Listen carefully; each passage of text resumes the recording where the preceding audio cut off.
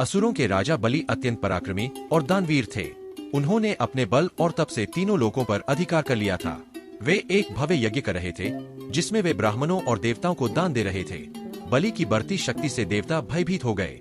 देवताओं ने भगवान विष्णु से प्रार्थना की कि वे बलि का अहंकार दूर करें और धर्म की रक्षा करें। विष्णु ने वामन, एक छोटे ब्राह्मण बालक का रूप धारण कर पृथ्वी पर अवतार लिया। वामन रूप में विष्णु यज्ञ स्थल पर पहुँचे।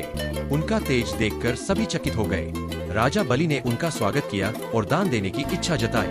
वामन ने कहा, मुझे केवल 3 पग भूमि चाहिए। बलि ने हंसते हुए कहा, इतना छोटा सा दान मांग रहे हो, मैं तुम्हें यह अवश्य दूंगा। असुरों के गुरु शुक्राचार्य ने बलि को चेतावनी दी, यह कोई साधारण ब्राह्मण नहीं, स्वयं विष्णु है। यदि तुमने दान दिया तो सब कुछ उनसे छिन जाएगा।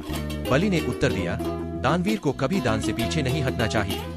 यदि विष्णु स्वयं आए हैं तो यह मेरे लिए सौभाग्य है। जब बलि ने संकल्प के लिए जल उठाना चाहा तो शुक्राचार्य ने सूक्ष्म रूप धारण कर कमंडलू की टोंटी में प्रवेश कर जल रोक दिया। वामन ने कुशा, पवित्र घास से टोंटी साफ की। उसी समय कुशा की नोक से शुक्राचार्य की एक आंख फूट गई। बलि ने संकल्प कर 3 पग भूमि दान दी। वामन ने पहले पग में पृथ्वी, दूसरे में आकाश नाप लिया। तीसरे पग के लिए स्थान न बचा तो बलि ने अपना सिर अर्पित कर दिया। भगवान विष्णु ने बलि को पाताल लोक का राजा बनाया। उन्होंने वचन दिया कि वे सदा उसके द्वारपाल रहेंगे। बलि आज भी दानवीर और धर्मनिष्ठ राजा के रूप में पूजनीय है। अब अंत में इस कथा का प्रतीकात्मक अर्थ। बलि का दानवीर भाव, सच्चा दान वही है जो बिना स्वार्थ और भय के किया जाए। शुक्राचार्य की आंख फूटना, यह घटना इस बात का प्रतीक है कि छल और असत्य की दृष्टि अंततः नष्ट हो जाती है। वामन अवतार का उद्देश्य देवताओं की रक्षा और धर्म की स्थापना करना।